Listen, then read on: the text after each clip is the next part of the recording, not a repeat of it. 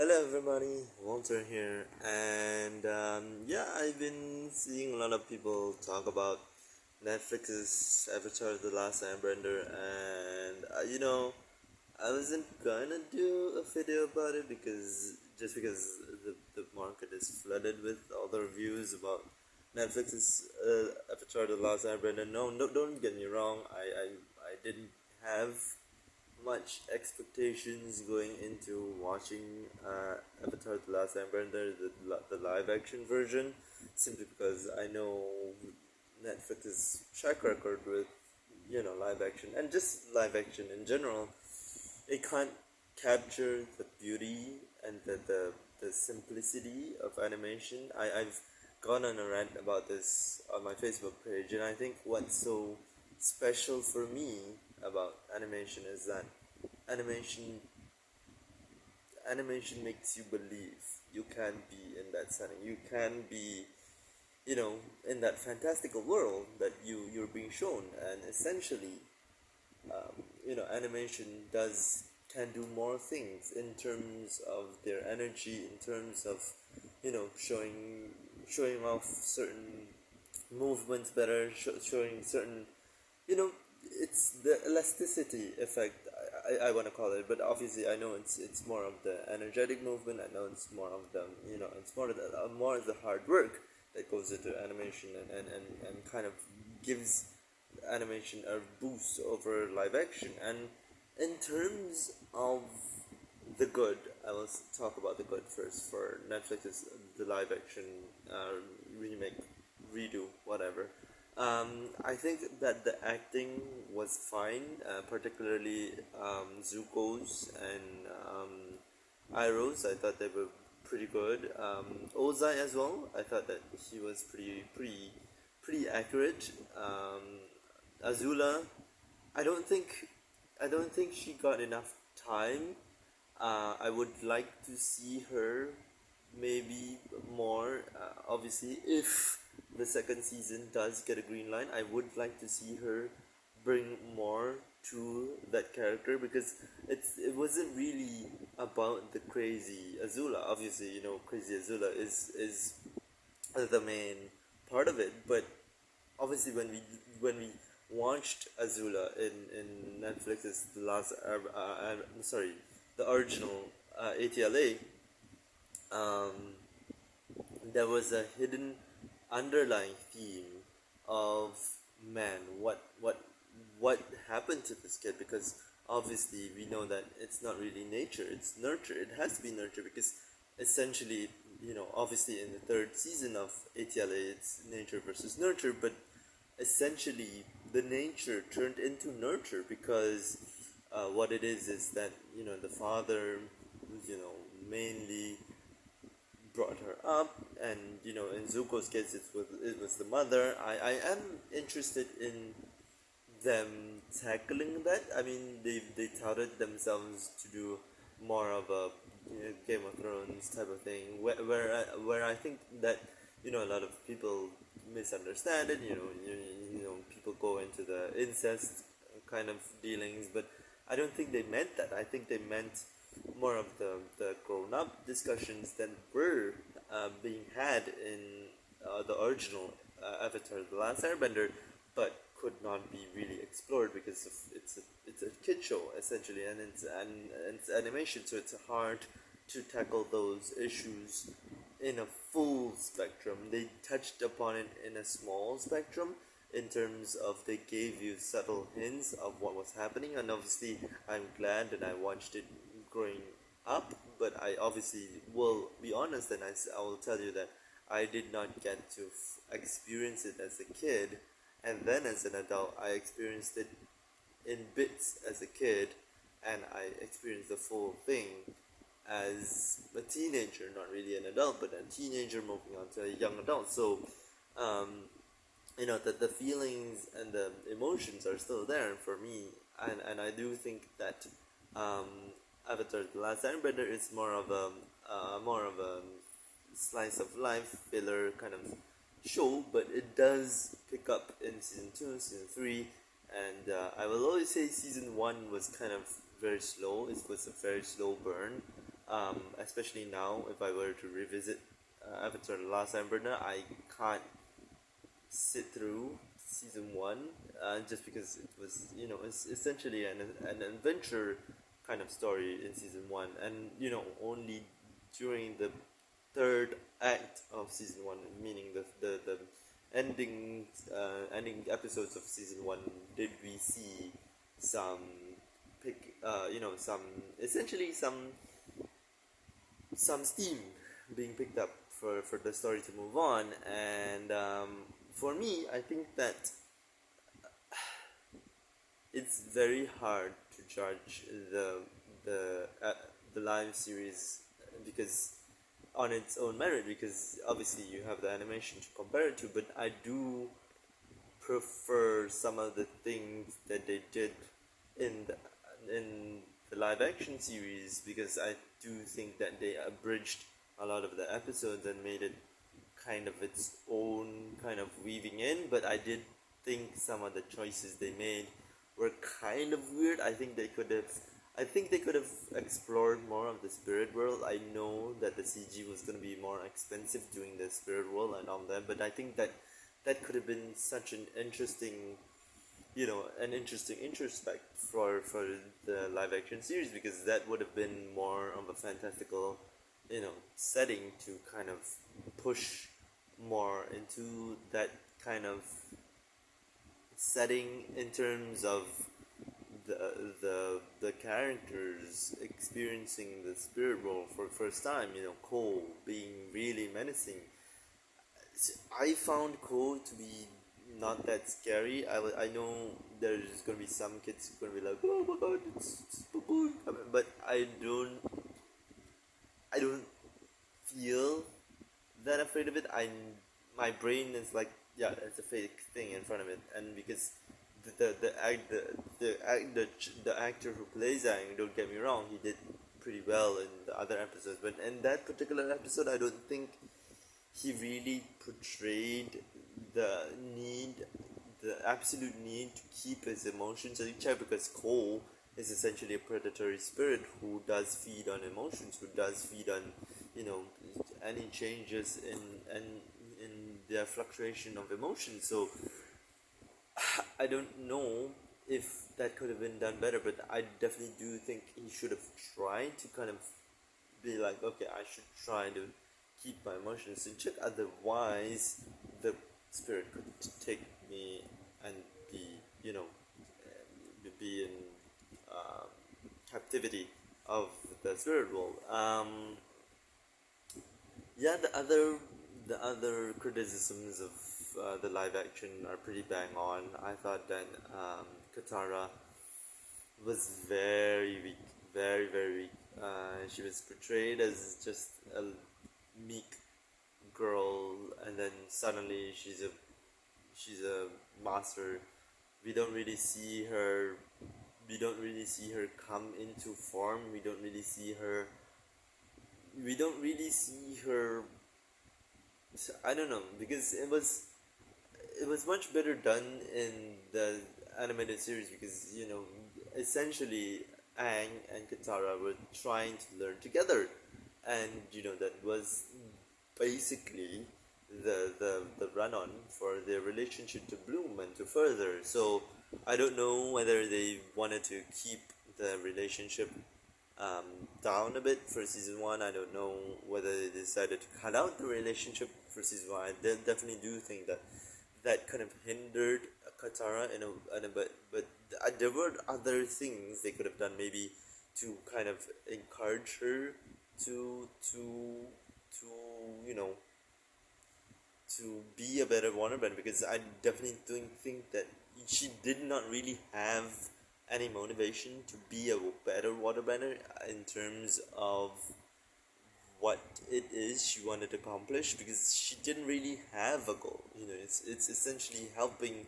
Aang, but that's not really an ambition that keeps your spirit motivated. You need something that keeps yourself motivated and pushes you to the nth degree to be the best, and to learn more about it. I definitely do think that taking out the stealing part of the scroll kind of makes sense because I was like, I don't think you can show that, but even though it's from a bad guy, it's not really something you want to promote. Um, I do understand why they took it out. I didn't feel as gypped about that. I felt really, really saddened by the Mangiato's death handling. I thought that they could have done that whole pacing so much better. That needed to be really slow, needed to really be sinking in with the viewers. I think it was very rushed. I do think it was very rushed, and I remember watching that episode, and I'm like, no, Ang, don't say it now. Just wait. Just emote. Just put all your emotions in. Just be like, just be like, you know, how could this be? I just saw him yesterday. Like really, really put all your emotions in. Weep. Then you'll go into full on rage. I don't. I do definitely think that pacing could have been so much better, so much, so much more powerful, and so much.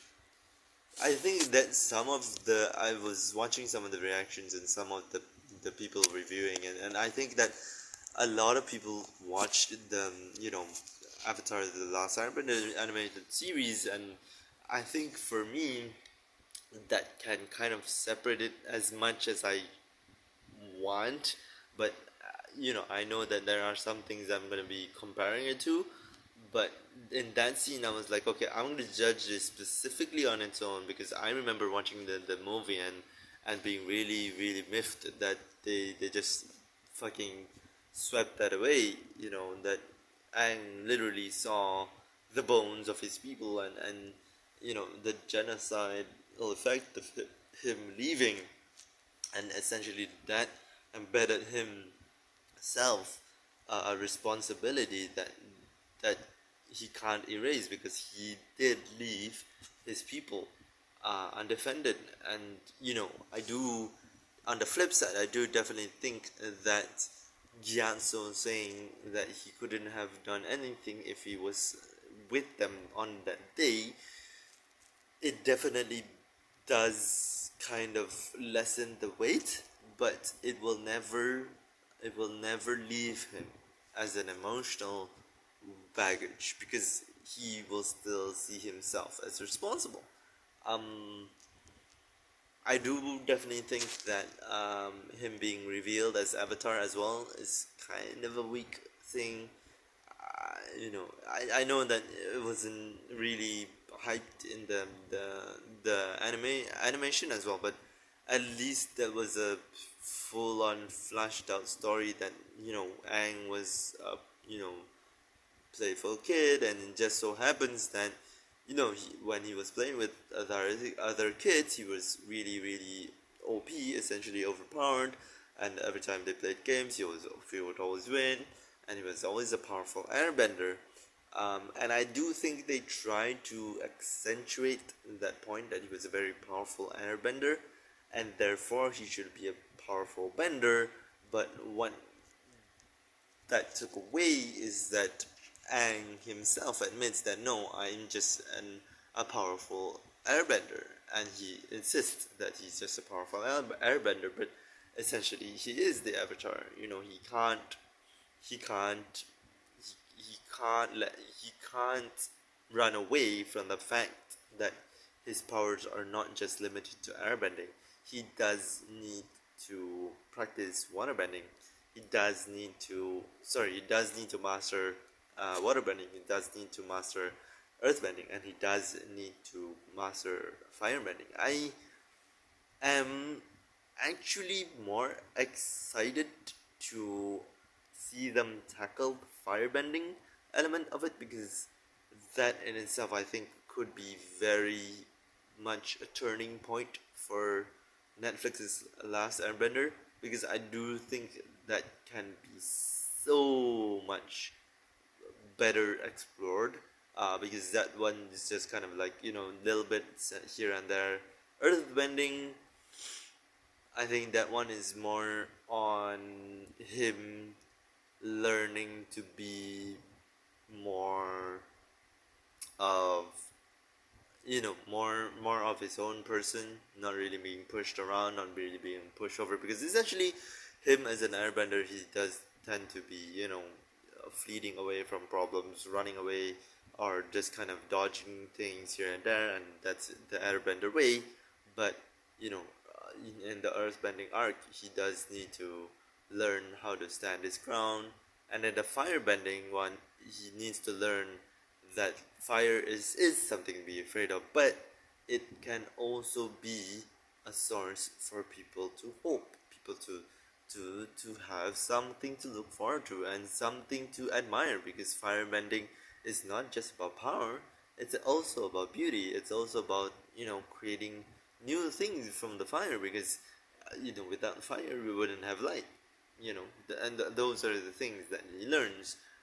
I am not so sold on the energy bending part. I don't know how they would do the turtle, the the lion turtle section of Avatar: The Last Airbender, because I thought in the original animation that was kind of a it was kind of a cop out. They don't really need to kill the you know the really need to kill the Fire Lord. You just take his bending away. But it is a fantastical world, and all bending can be improved, can be evolved. So therefore, there is not much. There is not much.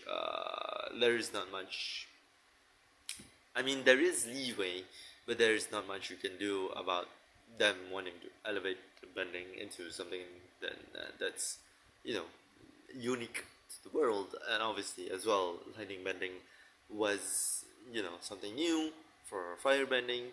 And yeah, I'm gonna talk about egg flying.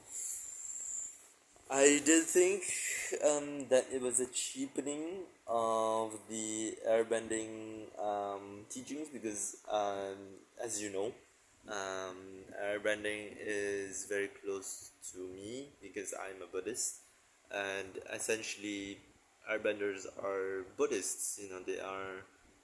They are Buddhist by practice. They are monks essentially, and they practice non killing, non essentially no hurting of living things. Now I'm a modern Buddhist in terms of I believe in the reincarnation will, but all all created by God, all living things created by God serve a purpose, serve a role, and we believe that they are beings that have turned the wheel of reincarnation, and therefore they are new living things, but they are playing a part in nature, they are playing a part in life.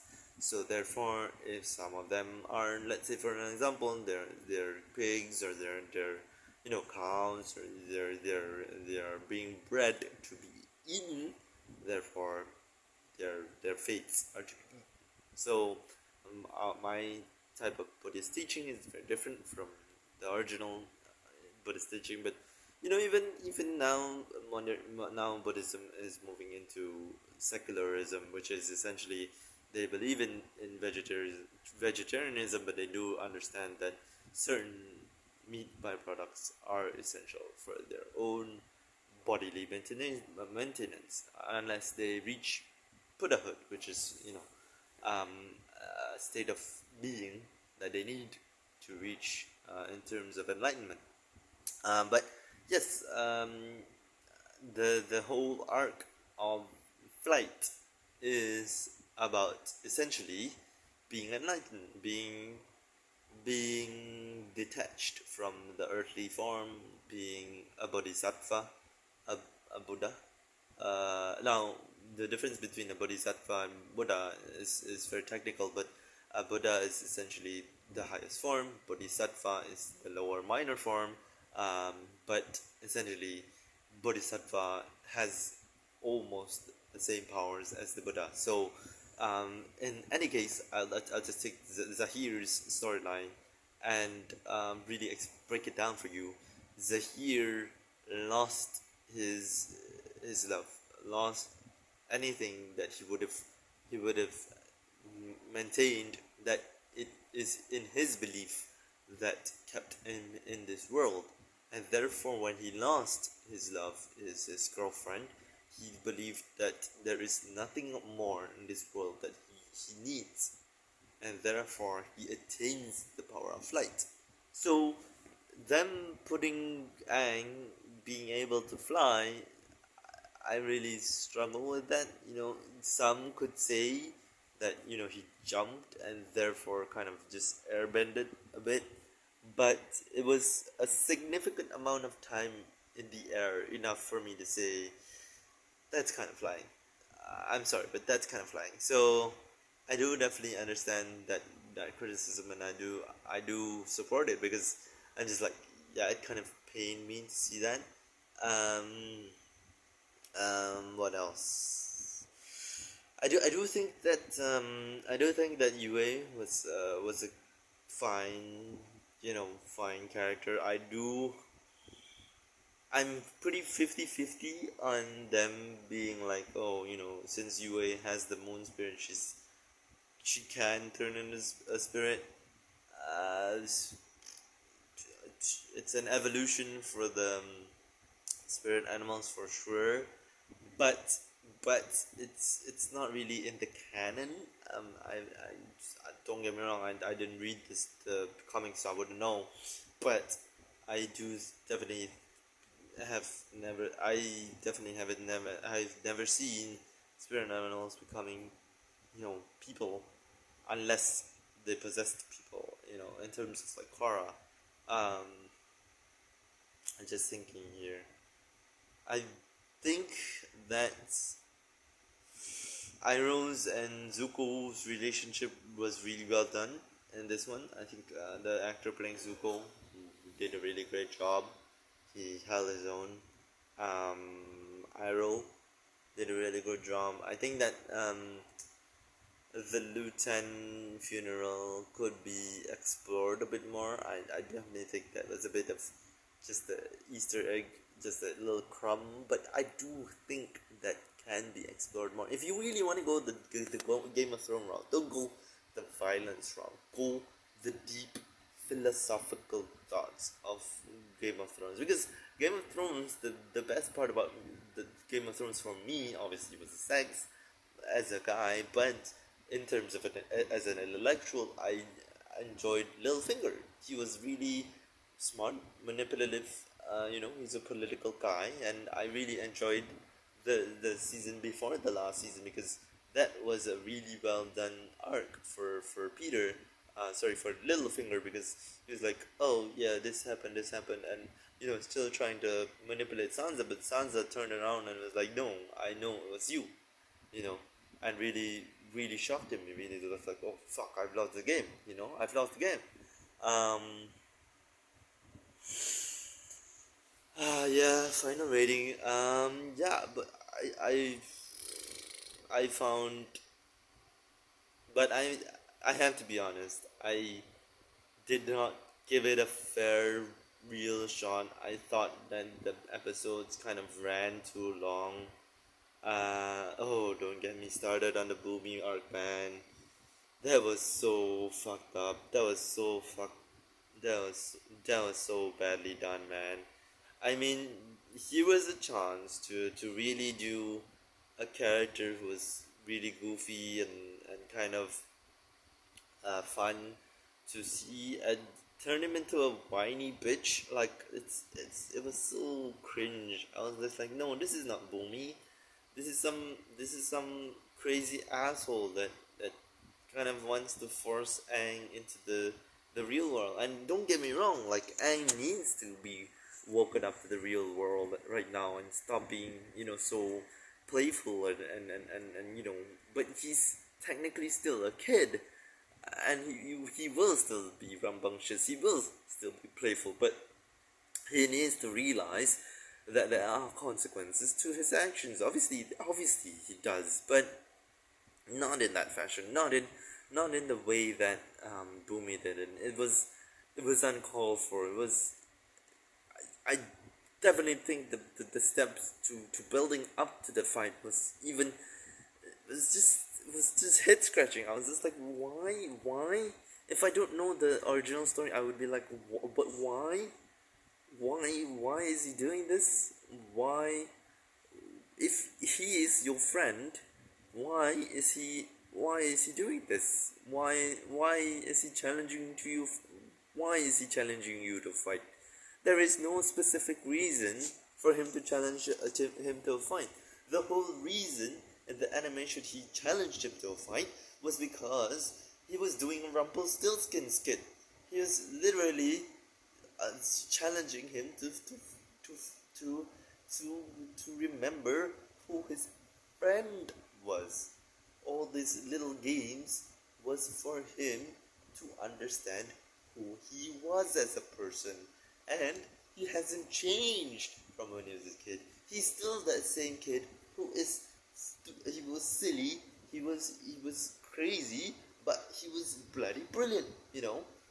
I'm sorry. Oh man, that still steams me up because I was really pissed off at that. Oh man, oh man, don't get me started. Oh, whew. Anyway, um, okay, yeah, final rating for Netflix Last Airbender series. On its own, if I didn't know, like I always go back to me kind of just forgetting this animated series. So I don't know, but it's hard. It's definitely hard to forget the animated series because it hits so hard. It it helped me. I haven't shared a lot about Avatar: The Last Airbender because every time I come back to it, it kind of makes me very emotional because it did help me through some tough times, um, especially the arc of, you know, and not wanting to let go of his love for Katara in the animated series, and you know him needing to find a middle ground, which is essentially the Buddhist teaching again, between responsibility and the people he loves. So in season two, he learns that to be in control of the avatar state fully, he needs to let go of the love that he has, the obsessive love that he has for Katara, and essentially be his own self. And I thought that art was really beautiful, and nothing, nothing in the world can change that art for me because that was so beautifully done. It was Buddhism really shown in in Western media, which I would never have thought people would be able to do, and they did it. This is essentially the path to nirvana. The path to enlightenment, um, and Avatar will always hold a special place in my heart just for that arc. And the other arc that will always be very, very impactful for me is Zuko learning that he doesn't need his father's approval. He is his own person. He is the prince of the Fire Nation, but he's also the person who can be responsible on his own, who can be honorable with his own values, with his own set of values, and nothing in the world, even if, let's say for example, even if there were a second season and a third season of Avatar: The Last Airbender in the live action form, and they screw that arc up, I'd be absolutely fucking livid. But it won't take away my emotions about it, because there are specific arcs where I hold dear, and obviously the Boomy one was more of a friendship one, but I do hold that in regard, because I was like, okay, this animated series just made me really passionate about a scene that could be just a playful scene, but it is really about friends reconnecting again. Just imagine, like, you lost contact with a friend that you haven't met for a long time, and suddenly you reacquaint yourself with a friend, and you're absolutely buzzing. You're absolutely, you're jumping up and down. I don't know. They just decided to grow it up and do some stupid shit like that. It's incomprehensible. I don't understand it. Anyway, um, final score.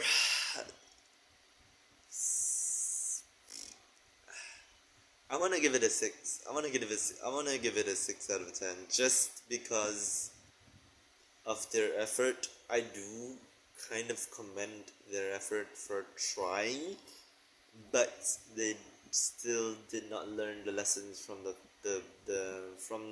live action, from the live action movie.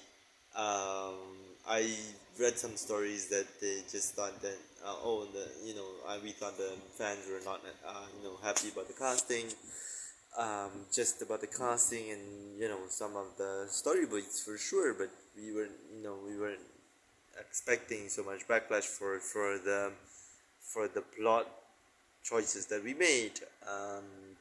So yeah, that's a big thing for such a beloved franchise. Obviously, you gotta go in with a full on research, and I definitely think that the Boomiar did make the original creators leave. I think that one really baffled them. The choice that Netflix's ATLA, the last Airbender, made really baffled them. So um, yeah, guys, I just had to talk about it because I haven't been here as much. Um, but I am planning more stuff. It's just that I don't know if I can do the content I want yet. Yeah, I do want to be forthright with you and say that content making is not easy as it was during those days, because life has been so busy. Money issues. Now I had car issues. So adult life. But in any case, I'll still try to do things like this. I've recently watched Has Been Hotel.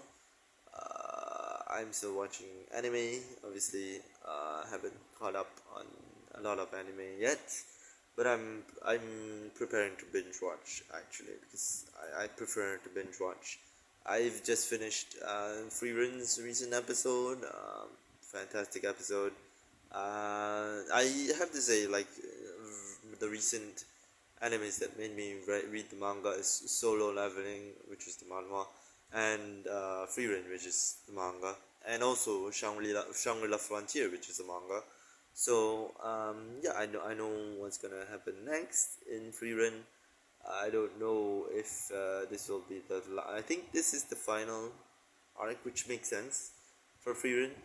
Definitely makes sense, because this is the end of the exam arc, and going forward it's gonna be a new arc, which is I won't spoil it for anime only. Um, and Shangri-La Frontier, which I know what's gonna be next. It's gonna be some filler, to kind of build up to what the fight is supposed to be. Now they are technically on the quest, but they will sidetrack, so just be ready for that.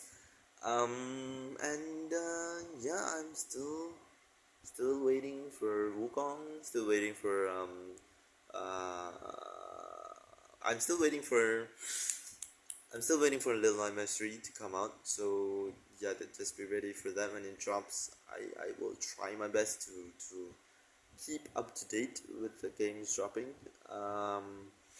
But just be prepared for me fumbling the ball because I'm not as tapped into pop culture as I used to be. Um, but yeah, I do still look into things. Deadpool 3 is coming out. I know in July. Kung Fu Panda 4 just dropped. I haven't watched it yet. I don't. I'm still debating myself whether to watch it or not because I think that 3 should have been the end stop. But I watched I watched Doug Walker talk about it, which is the nostalgia critic talk about it, and he said, "Well, this is not really a finale. It's just kind of like, uh, um, kind of a, kind of just like pushing the stop for Kung Fu Panda, which kind of makes sense. There can't really be a finale for Kung Fu Panda because I think the second Kung Fu Panda was so great, that I do think that Kung Fu Panda 3 kind of floundered in terms of Kung Fu Panda 2 because it could not live up to the fantastic nature of Kung Fu Panda 2, and I do think they had to pander to younger kids because they were preparing for a series they were gonna push out.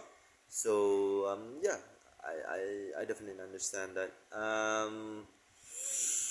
What else? What else? What else? I think that's about it, guys. Thank you guys so much for staying with me. Thank you guys so much for still watching. Um, yeah. See you in the next video. Bye. Oh, and also on to Wembley. Bye.